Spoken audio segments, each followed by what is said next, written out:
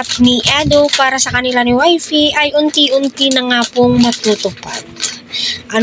Kay sarap kayang isipin na yung isang lalaki ay may pangarap para sa'yo, may pangarap sa pamilya mo, at isa din yung lalaking yan ang nakatulong sa'yo. Although hindi naman po natin pinagduduldulan, pero nagpapasalamat po ang pamilya ni Viance, especially ang kanyang nanay, kay Kalingap Edo, di ba? Rinig po natin every time may video po, ramdam po natin yon as supporters. So ano nga ba yung pangarap ni Edo? So, pangarap po ni Edo is maging nasa bahay lamang po itong si Viance.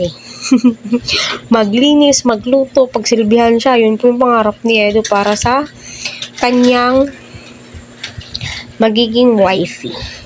O, diba? Napakasimple po ng pangarap ni Edo, pero saludo ako sa mga nanay out there, na nasa bahay, nag-aalaga ng anak, nag-aasikaso sa mga mister. Hindi po biro.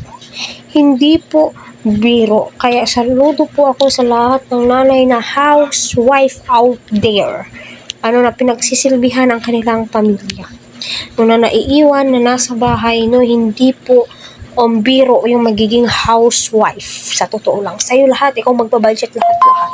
Kaya, go Viance, happy ako para sa inyong lahat ni Kalingap Eds.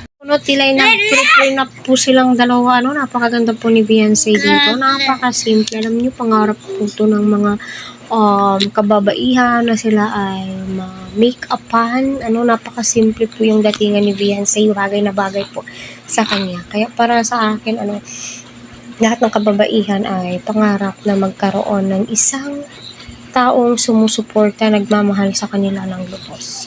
Which is nakikita po natin itong si Kalingap Edo na swak nga po kay Viance. Masaya kami na nakahanap po ng isang babaeng maintindihin.